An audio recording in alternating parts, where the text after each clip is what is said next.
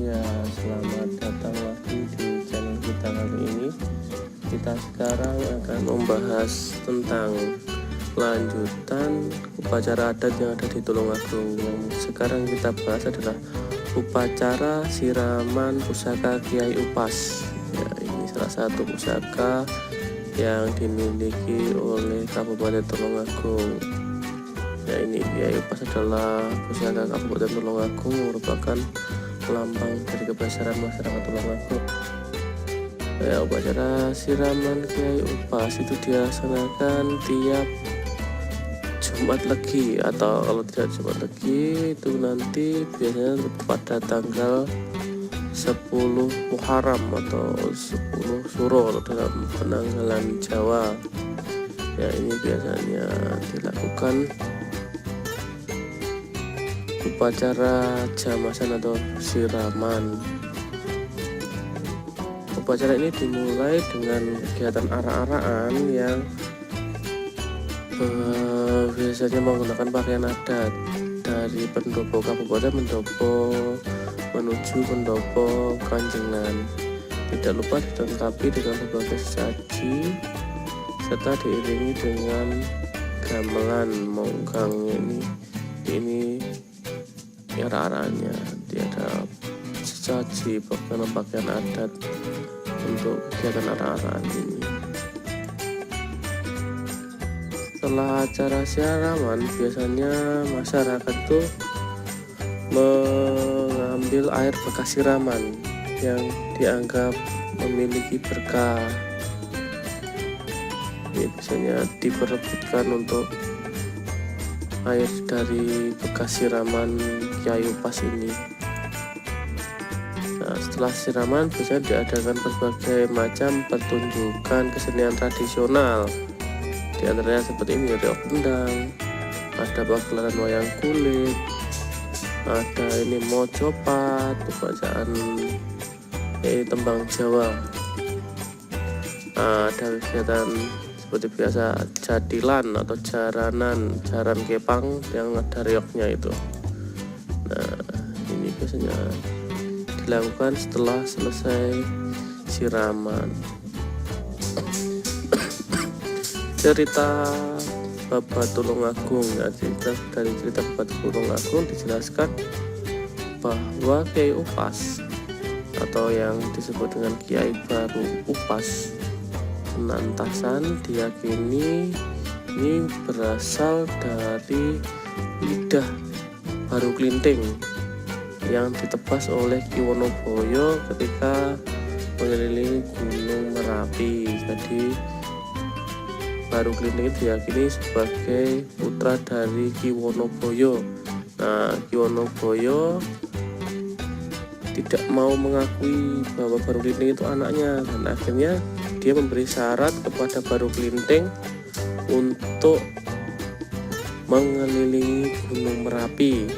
Ketika Baru Klinting hampir dapat mengelilingi Gunung Merapi, itu dia kurang sedikit mengelilinginya.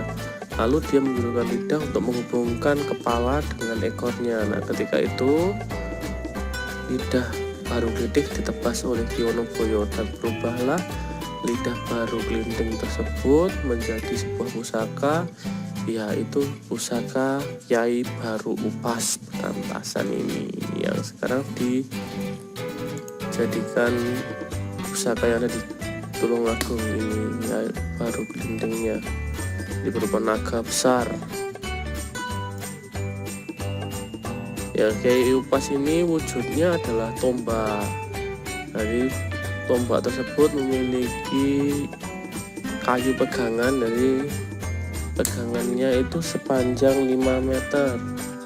Jadi disinilah bentuknya, seperti ini bentuknya.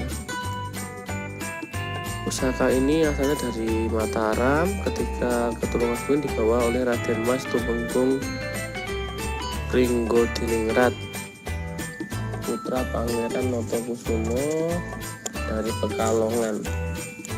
Ya, ini. Nah, Raden Mas Tumenggung Pringgodiningrat ini menjabat sebagai Bupati Ngrowo. Ngrowo ini adalah nama di masa lalu dari Tulungagung, yaitu beliau menjabat pada tahun 1824 sampai 1830. Ini fotonya. Nah, Tombak Kiai Upas ini memiliki pasangan atau yang biasa disebut sebagai pangiring, dan pangiringnya yaitu berupa gamelan pelok selindro yang bernama Kiai Jinggo Pangasih, serta juga satu kotak wayang kulit dan kelirnya. Dan ada gamelan, ada wayang kulitnya, serta ada kelirnya. Ini kelir itu adalah kain yang digunakan saat pementasan wayang kulit. Oke, nah selanjutnya kita akan belajar tentang upacara Sembonyo. Ini upacara yang bisa dilakukan di pantai selatan ini. Biasanya disebut juga sebagai upacara larung sesaji, kayak wujud syukur masyarakat atas hasil laut yang melimpah ini. Jadi ini dilakukan larung sesaji. Jadi seperti ini, para nelayan menghias perahunya dan membawa tumpeng sesaji untuk dilarung atau dilepas ke laut. Ini upacara ini dilakukan di Pantai Popo dan sini ya, pantai sini. Ini biasanya sesajian dibuat oleh ibu-ibu dan remaja putri berupa tumpeng yang berisi nasi dan ada kekayaan alam berupa sayur mayur maupun buah-buahan yang ditambahkan sebagai hiasan.